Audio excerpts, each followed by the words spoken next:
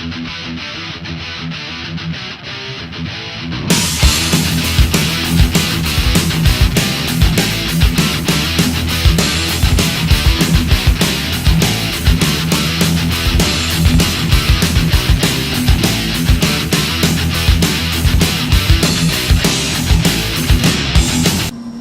is set on smoke. We're going to get it warmed up and we're going to cook some ribeye, bone-in ribeye steaks on the grill grates for the first time.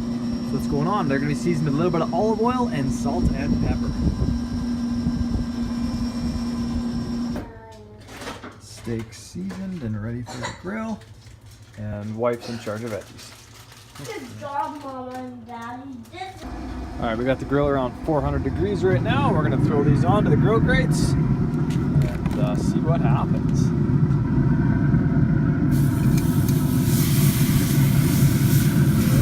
That's this one on there, and then we'll come back for the flip. Alright, let's give them a flip. Turn them, see if we can't get those nice cross hatches on these bad boys. Yeah.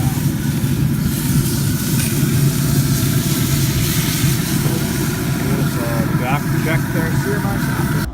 Alright, let's take a flip these guys. See what kind of marks we got on this side.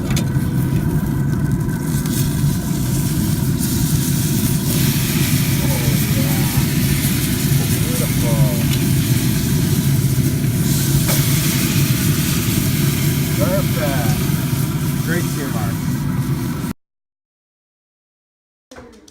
Steaks are done. Mine is cooked a nice medium rare, and my wife's is more of a medium well. Perfect. Alright, sorry, gotta eat. Bye-bye.